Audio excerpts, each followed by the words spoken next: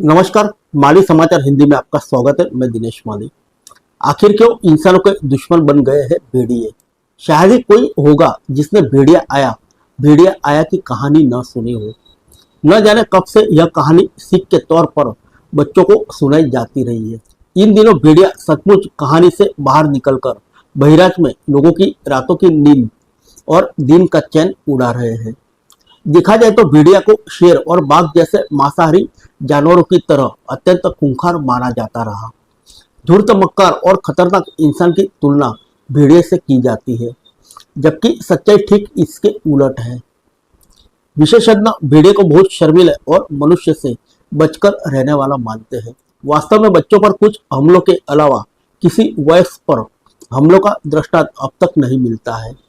भेड़िए के काल्पनिक खौफ और उसके प्रति इंसान की बदले की भावना के कारण प्रकृति का यह एक महत्वपूर्ण जीव अस्तित्व के संकट से गुजर रहा है।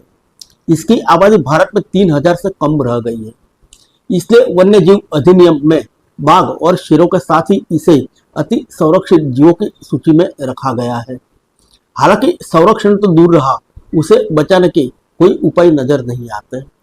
यूपी में 1996-97 के बाद पहली बार भेड़िया का इतने बड़े पैमाने पर आतंक देखा जा रहा है। इंटरनेशनल सेंटर फॉर वॉल्फ के ताजा अंक में छपे एक शोध के अनुसार पूर्वी यूपी में वर्ष 1996 में बच्चों पर भेड़ियों के हमले अपने चरम पर पहुंचे। उस समय भेड़ियों ने 76 बच्चों पर हमले किए थे, जिनमें 50 बच्चों की मौत हो गई थी। यूपी के अन्य हिस्सों में भी वर्ष 97, 98 और 99 में बच्चों पर हमलों की घटनाएं दर्ज हुई थी। दरअसल यह मामला भी वन्य जीव संघर्ष का ही है, जिसमें आप अकेले भेड़िए को गुनहगार नहीं मान सकते। अगर दशकों के बाद भेड़िया फिर मानव जीवन के लिए संकट बनकर बाहर निकला है, तो इसका समस्या का समाधान भेड़ियों की नस्ल को समाप्त करना नहीं, बल्कि इंसान और भेड़िए के बीच संघर्ष को समाप्त करना है, ताकि दोनों ही जीव जीवित रहे। धरती पर हर जीव जरूरी है, और अगर धरती पर खूंखार मांसाहारी और शाकाहारियों में संतुलन बिगड़ गया, तो शाकाहारी जीव वनस्पति जगत का विनाश कर डालेंगे। इसलिए उनकी संख्या नियंत्रित करने के लिए प्रकृति ने मांसाहारियों को सृजन किया है। भारतीय भेड़िया दुनिया में जीवित भेड़ियों की सबसे प्राचीन वंशावली है, और भारत में इसकी वंशावली 8 लाख साल मानी जाती है। देहरादून स्थित भारतीय वन्यजीव संस्थान में वन्यजीव विशेषज्ञ बिलाल हबीब के अनुसार वर्तमान में उपमहाद्वीप में भेड़ियों की संख्या का कोई प्रामाणिक आंकड़ा उपलब्ध नहीं है। 2003 में किए गए 2 आनुवंशिक अध्ययनों से पता चलता था कि भारतीय उपमहाद्वीप में 3000 भेड़िया वंश मौजूद है।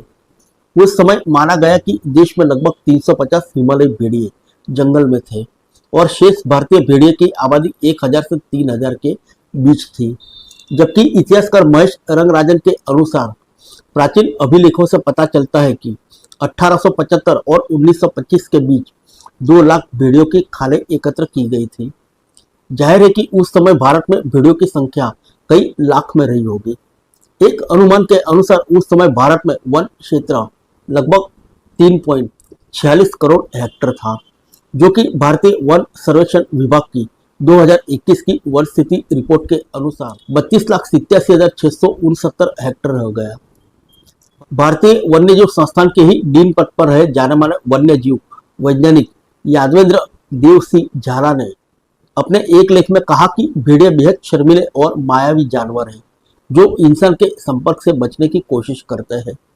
भारत में मनुष्य पर भेड़िए के हमलों को असामान्य बताते हुए झाला लिखते हैं कि 3 दशकों में ऐसी केवल एक 1980 के दशक में बिहार में और दूसरी 1996-97 में यूपी में दर्ज हुई थी। झाला कहते हैं कि भारतीय भेड़िए का वजन औसतन 18 किलोग्राम तक होता है, जो कि पालतू कुत्तों जर्मन शेफर्ड और लेब्राडोर के आधे जितना होता है।